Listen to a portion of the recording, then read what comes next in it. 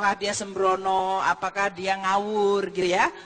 Jadi sama seperti kita mengukur kesehatan manusia, kesehatan keuangan negara juga diukurnya sama. Jadi dalam hal ini kami mengelola keuangan negara selalu dengan prinsip tadi secara undang-undang, dia harus mampu untuk menjadi instrumen untuk menyejahterakan rakyat. Bahasa teknisnya alokasi, distribusi, stabilisasi. APBN itu instrumen, bukan tujuan. Jadi orang sering termasuk utang itu bukan tujuan. Dia adalah instrumen, alat, gitu ya. Nah, oleh karena itu, kalau sekarang ada yang mengatakan utang meningkat secara nominal, akan terus disebutkan, ini mendekati 4.000 triliun, Indonesia sudah akan runtuh. Mas Effendi, sebetulnya kalau kita mau membandingkan secara nominal, negara yang utangnya paling tinggi itu Jepang, per kapitanya, nominalnya, atau bahkan Amerika yang disebut negara adikdaya, itu adalah negara-negara yang memiliki utang besar. Nah, apakah Indonesia akan menuju ke sana? Tidak.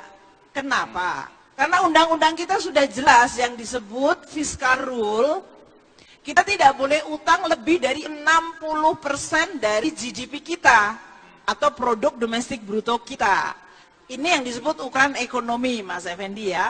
Nah, kalau ekonominya maju, kalau dari zaman sebelum Pak Jokowi 12.000 triliun, kalau sekarang mendekati 14.000 triliun, itu kalau kita bicara 30%, angkanya memang lebih gede, gitu kan? Jadi bagi mereka yang mau memprovokasi, membuat hoak-hoak itu, atau menghasut, mereka akan mengatakan, lihat-lihat utangnya naik. Dia cuma lihat satu sisi aja, dia tidak lihat seluruh ekonominya. Belum dia lihat seluruh APBN-nya. Jadi sama kayak saya lihat Pak Effendi ini ya. Ini. Coba Mas Effendi berdiri deh. Saya berdiri. Mas berdiri. Wah, nah, contoh langsung saya berdiri. Coba lihat saya gitu. Ya. Nah, nanti saya hanya akan mengatakan, lihat Pak Effendi Ghazali itu telinganya itu seperti ini. Dia cuma melihat telinga terus. Dia nggak lihat keseluruhan bahwa Pak Effendi Ghazali itu adalah sekarang hari ini adalah orang paling top di Indonesia. Oh. Dia bisa ngomong, nggak dilihat itu, yang dilihat kupingnya terus. Kupingnya, ya. Nah, jadi maksud orang saya paling top di Indonesia, tapi kupingnya bermasalah, kurang lebih begitu, ya. Saya nggak bilang kupingnya bermasalah. Saya yang merasa begitu, Ibu. Cuma dilihat kupingnya aja. Nah, jadi maksud saya akan mengatakan kalau lihat utang, lihat seluruh APBN. Lihat keseluruhan konteks ekonomi, sehingga masyarakat juga akan melihat sama seperti kita akan lihat keseluruhan. Orang akan lihat apakah kita sehat atau tidak, ukuran sehat itu apa. Kalau rasio utang terhadap PDB, rasio utang terhadap kemampuan kita bayar, rasio, terus defisitnya Mas Effendi. Lucunya nih ya, waktu saya pulang kembali ke Indonesia, dan waktu ini berusaha untuk mengembalikan APBN kita sehat. Waktu itu tahun 2016 ya, saya balik kan bulan Agustus, Juli Agustus. Waktu itu kita terpaksa mengurangi belanja. Ini di dalam rangka untuk APBN kita kembali sehat.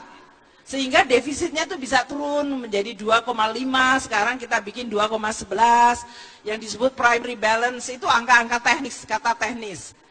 Tapi itu nggak disebut sama yang membuat tadi menghasut masalah utang, karena memang dia tahu rakyat nggak perlu dikasih tahu itu, dikasih tahu aja angkanya supaya ditakut-takutin.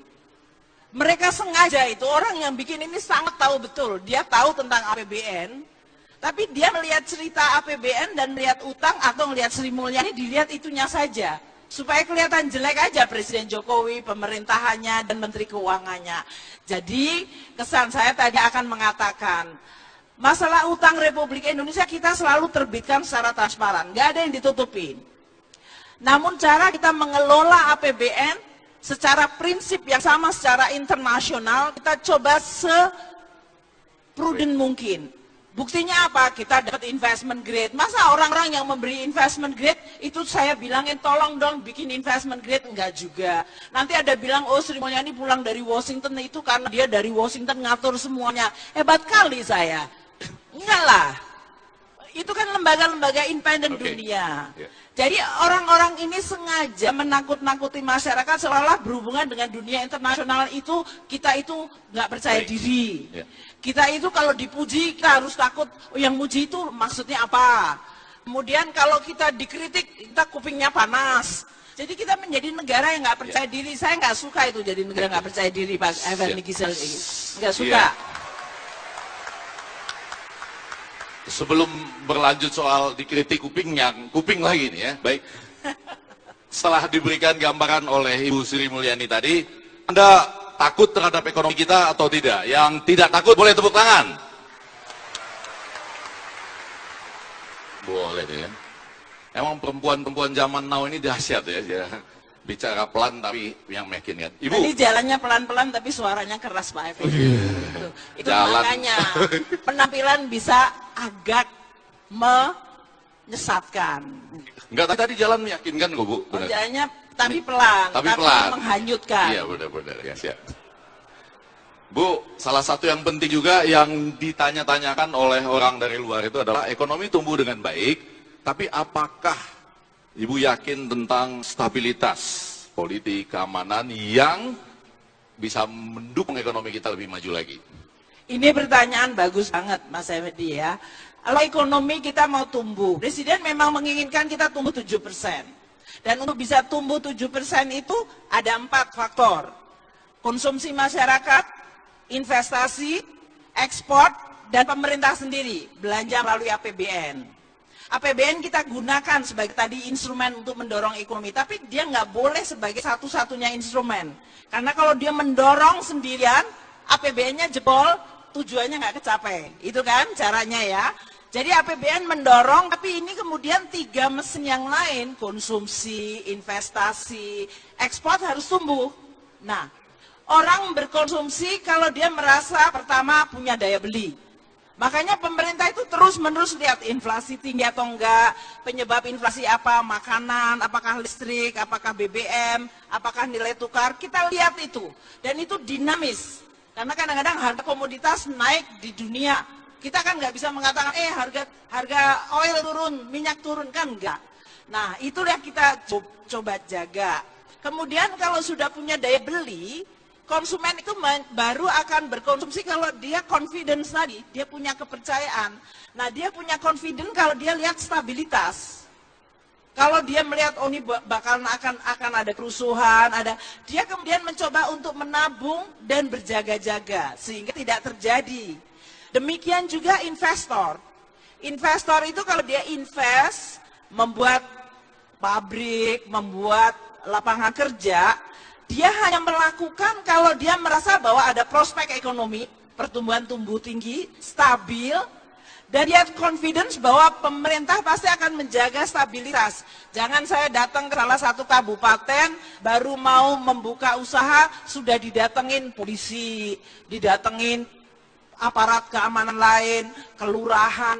Itu yang menyebabkan mereka menjadi khawatir. Jadi, untuk bisa mendorong investasi, selain Presiden mempermudah berbagai macam aturan, sekarang ini Presiden targetnya nanti bulan April mau membuat single submission.